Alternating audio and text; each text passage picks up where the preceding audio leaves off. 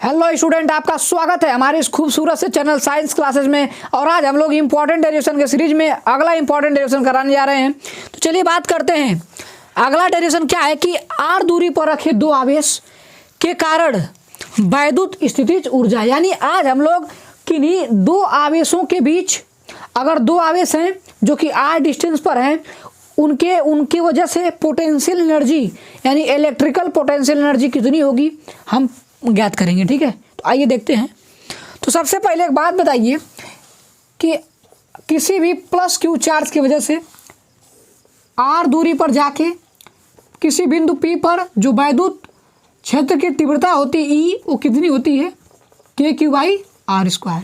ठीक है, electric field कितनी होती है KQ/r²। और पोटेंशियल V कितना होता है, V होता है KQ/r। तो चार्ज की वजह से P बिंदु पर E KQ/r² होगा, V क्या होगा KQ/r। ये हमने पीछे के वीडियो में पढ़ चुके हैं। ठीक है, तो आज हम क्या करेंगे, आवेशों की वजह से वैद्युत स्थितिज ऊर्जा फाइंड आउट करेंगे। तो ध्यान समझिए कि अगर हमारे पास कोई एक चार्ज है, उसके वजह से किसी बिंदु P पर पोटेंशियल एनर्जी निकालना चाहें अगर हम, तो जीरो होती है। यानी पोटेंशियल एनर्जी किसी एक चार्ज की वजह से होती ही नहीं है। ध्यान समझना, यानी एक चार्ज की वजह से पोटेंशियल एनर्जी वैद्युत स्थितिज ऊर्जा नहीं होती है। वैद्युत स्थितिज ऊर्जा एक से अधिक चार्ज की वजह से होती है, जैसे दो चार्ज की वजह से, तीन चार्ज की वजह से, यानी सिस्टम ऑफ चार्ज की वजह से पोटेंशियल एनर्जी डिफाइन होती है, इलेक्ट्रिकल पोटेंशियल एनर्जी डिफाइन होती है। तो एक चार्ज की वजह से विद्युत क्षेत्र होगा KQ/r², एक चार्ज की वजह से पोटेंशियल होगा KQ/r, बट एक चार्ज की वजह से वैद्युत स्थितिज ऊर्जा नहीं होगी। तो क्या होगा, तब एक से अधिक चार्ज की वजह से वैद्युत स्थितिज ऊर्जा होगी। तो चलिए वही देखेंगे हम लोग कैसे होगी। ठीक है, तो देखो क्या करते हम लोग हैं, हमारे पास Q1 और Q2 R दूरी पर, Q1 और Q2 R दूरी पर दो आवेश रखे गए हैं, जिनकी वजह से हमें वैद्युत स्थितिज ऊर्जा क्या करनी रहेगी, ज्ञात करनी रहेगी। मतलब आपके पास दो आवेश हैं, R दूरी पर हैं, इनके वजह से आपको क्या निकालना है, वैद्युत स्थितिज ऊर्जा। तो अब एक बात और ध्यान समझिए। तो हम लिखेंगे क्या यहाँ पर लिखेंगे कि माना, लिख देंगे आप लोग, लिखेंगे माना हमारे पास दो आवेश हैं Q1 और Q2 जो कि R दूरी पर स्थित हैं। माना हमारे पास दो आवेश हैं Q1 और Q2 जो कि R दूरी पर स्थित हैं, जिनके वजह से हमें वैद्युत स्थितिज ऊर्जा ज्ञात करनी है। तो इसकी वजह से आपको निकालनी है वैद्युत स्थितिज ऊर्जा। ठीक है, हो गया। अब सुनिए, अब इतना आसान नहीं है निकालना। ठीक है, मतलब क्या है कि इलेक्ट्रिकल पोटेंशियल एनर्जी डिफाइन ही नहीं होती है। पहले हमने आपको क्या बताया कि एक चार्ज की वजह से वैद्युत स्थितिज ऊर्जा नहीं होती है। तो सर कितने की वजह से होती है, तो एक से अधिक चार्ज की वजह से वैद्युत स्थितिज ऊर्जा होती है। पहली कॉन्सेप्ट कि एक चार्ज की वजह से नहीं होती है, दो चार्ज की वजह से होती है, तीन चार्ज की वजह से होती है, पहली बात। अब हम कह रहे हैं कि वैद्युत स्थितिज ऊर्जा डिफाइन नहीं होती है, वैद्युत स्थितिज ऊर्जा में अंतर डिफाइन होता है। मतलब इलेक्ट्रिकल पोटेंशियल एनर्जी या पोटेंशियल एनर्जी डिफाइन नहीं होती है, change in potential energy define होती है। मतलब कि पोटेंशियल एनर्जी को हम लोग U से दिखाते हैं। ठीक है, तो U डिफाइन नहीं है फिजिक्स में। देखो पोटेंशियल एनर्जी कोई भी हो, देखो पोटेंशियल एनर्जी के कई रूप होते हैं। पोटेंशियल एनर्जी मतलब स्थितिज ऊर्जा के कई रूप होते हैं। गुरुत्वाकर्षण स्थितिज ऊर्जा, gravitational potential energy, electrical potential energy, कई रूप होते हैं। तो जो एक्चुअल डेफिनेशन होती है पोटेंशियल एनर्जी की, वह होती है, हमेशा काम देगा क्या, U final minus U initial equal to work done, यानी कार्य बाय एक्सटर्नल एजेंट। यानी यह डेफिनेशन ऑलवेज ट्रू होगा, work done by external agent. ठीक है, यानी बाहर से जो हम कार्य कर रहे हैं, तो ये U final minus U initial क्या है, ये चेंज इन पोटेंशियल एनर्जी ही तो है।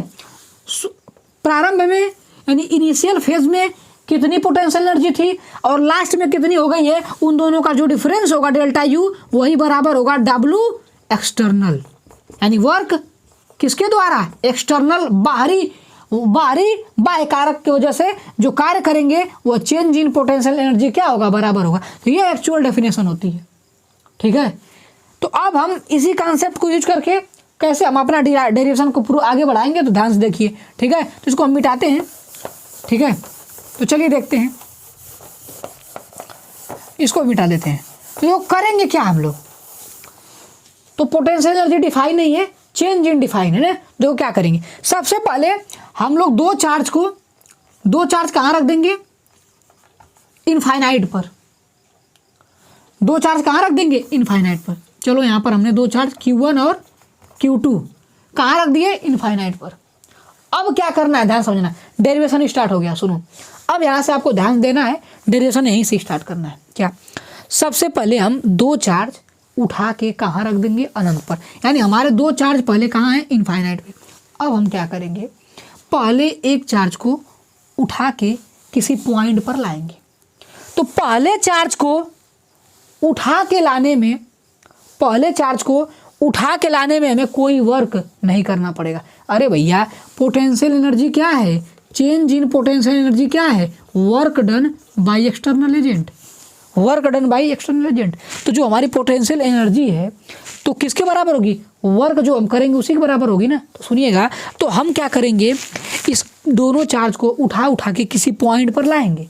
सबसे पहले क्या करना है हमको, हम पहले Q1 चार्ज को उठा के किसी पॉइंट पर ले जाएंगे। तो अब सुनना, तो एक बात बताओ, Q1 को ले जाने में कोई दिक्कत होगी, नहीं दिक्कत होगी। क्यों, क्योंकि Q1 स्पेस में है और इसको हम थोड़ा सा हल्का सा टच कर देंगे, पुश, केवल हल्का सा पुश करेंगे तो Q1 चलता आ जाएगा।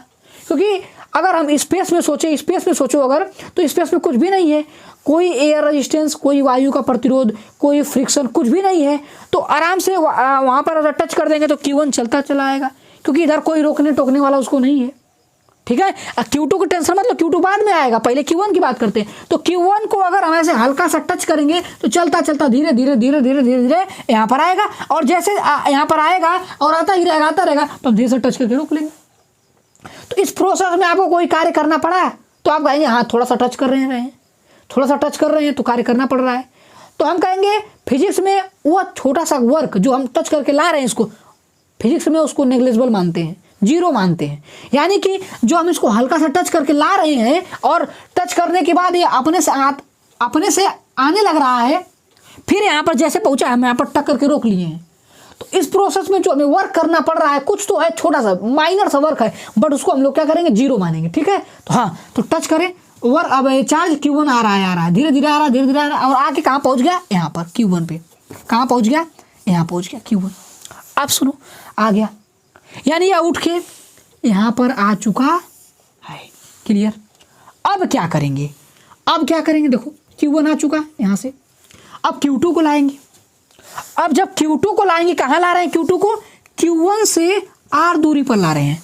मतलब Q1 को यहाँ ला दिए, Q2 को यहाँ ला दिए। अरे भैया, R दूरी पर रखे दो आवेशों के कारण ही तो वायुदूत विभव निकालना है, वायुदूत स्थितिज ऊर्जा निकालनी है।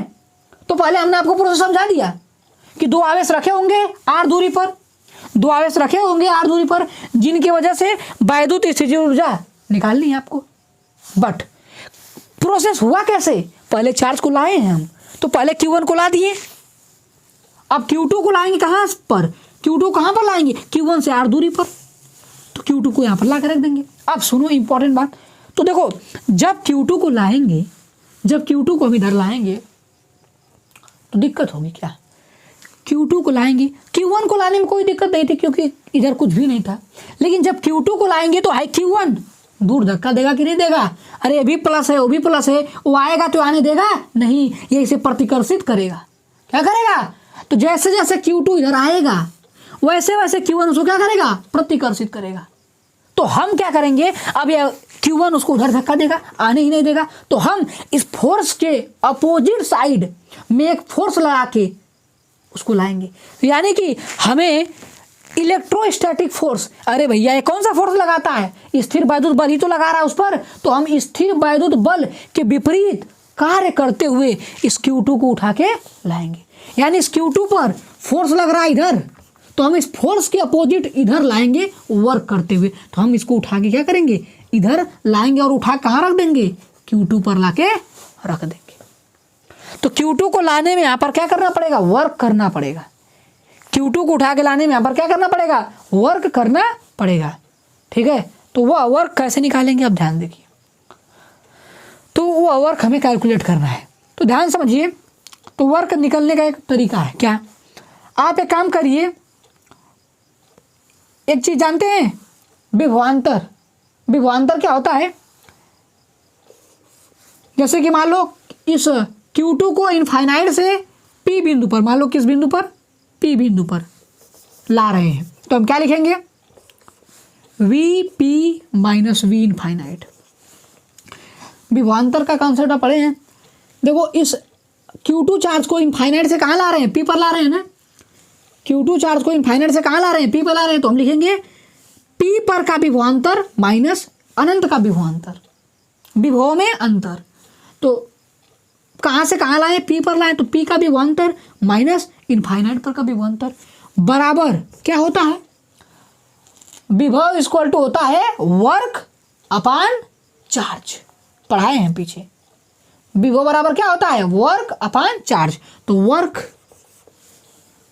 Work by external agent, work by external agent. कहाँ से कहाँ ला रहे हैं, इनफाइनाइट से P, और डिवाइड कर देंगे किससे, उसी चार्ज से। यानी विभवांतर क्या होता है, VP माइनस V इनफाइनाइट बराबर W एक्सटर्नल बटे वही चार्ज। विभव की परिभाषा बताए थे, किसी चार्ज को लाने में जो कार्य करना पड़ता है, यदि उसी कार्य में उसी चार्ज से भाग दे देते हैं तो हमें उस पॉइंट पर क्या मिल जाता है, विभव मिल जाता है।